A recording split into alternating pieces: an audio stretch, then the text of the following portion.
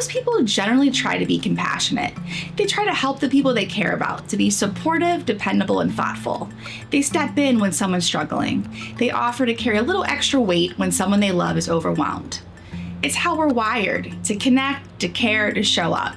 But there comes a point when that care stops feeling mutual, when you realize you're the one who's always accommodating, the one who keeps the peace, smooths things over, picks up the slack, even when you're running on empty. That's often where codependency starts to show up. Not all at once and not with some big dramatic moment, but with a slow erosion of your own needs. So in this video, I'm going to walk you through 5 questions to help you understand whether codependency is something that you might be struggling with.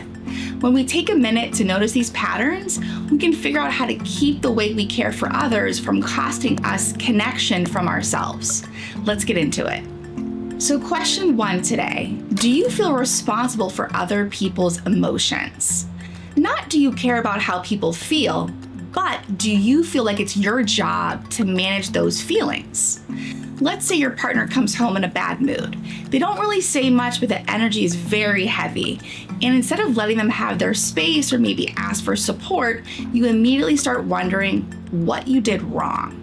You offer to make dinner, you cancel your plans, give them the remote, even though you had a rough day too. That's what emotional over-responsibility looks like. It's when someone else's discomfort makes you feel anxious or even guilty, like you have to earn the peace back. Over time, this can train you to ignore your own feelings entirely, just to keep things calm and peaceful. Question number 2, is it hard to identify your own needs or to believe they matter? Codependency often goes hand in hand with people-pleasing. You get so good at tuning into what everyone else wants that when someone asks what you need, you don't really know. Or you do, but it feels selfish to say it out loud. So here's a really simple example of this. Let's say a friend asks you where you want to eat. You genuinely have a preference, but you say, I'm good with whatever. Not because it doesn't matter, but because it feels easier to disappear than to risk disappointing someone. And when this happens in bigger areas like career choices, family dynamics, and even long-term partnerships, it can lead to a life that looks fine on the outside, but doesn't feel like it belongs to you. So for question 3, do you avoid conflict even when something's not okay?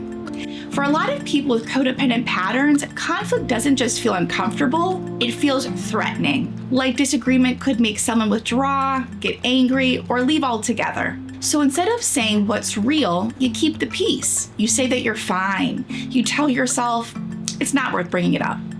But what you're really doing is self-abandoning. Avoiding conflict might maintain the relationship on the surface, but underneath it creates resentment, anxiety, and even distance. You're not being easygoing, you're just making yourself small to keep that connection alive. And truly, that's not sustainable. Question number 4 today. Do you feel like you have to earn love, attention, or stability? This one's a little deeper, folks. If you grew up in an environment where love felt conditional, where you were praised for being helpful, quiet, agreeable, or emotionally low maintenance, you maybe learned that being needed is safer than being seen.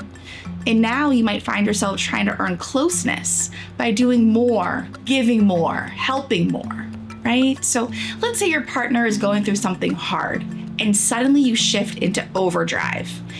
Maybe managing their schedule, checking in constantly, offering to cancel your own plans to support them. You tell yourself you're just being a good partner, but deep down, there's a fear that if you stop doing, you'll stop being loved. Love doesn't require overfunctioning, and stability shouldn't come at the cost of your own well-being. Question 5 for today.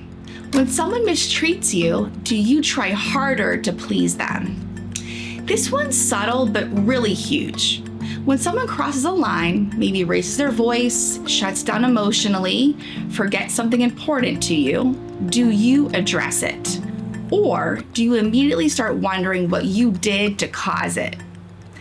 People stuck in codependent cycles often blame themselves for other people's behavior. You might find yourself thinking, maybe I was just too much. They're probably just stressed. If I can just be more patient, they'll come around. So instead of setting a boundary, you start adjusting yourself to stay safe, quote unquote, in the relationship, right? And that slowly erodes your sense of what's acceptable, what's fair, and what you actually deserve. So how do those questions land?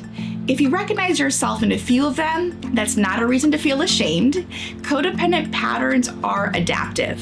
They're really survival strategies that are often shaped in families, environments, or relationships where meeting other people's needs feels like the only way to stay connected. The good news is, patterns are not permanent. And healing from codependency doesn't mean you stop caring. It means you stop disappearing. It means learning how to take up space, set limits, and hold your own feelings as valid without needing someone else to validate them for you. So if this video sparked something for you, take a breath, sit with it, talk it out with someone you trust, or even bring it to a therapist. You're allowed to take up space. You're allowed to want things, and you're allowed to stop managing everyone else. Thanks so much, as always, for watching. If you'd like more resources on codependency, as always, feel free to check out the website. And if you might need a little bit more assistance and want to schedule a chat with us, please check out that first link. We'll see you next time.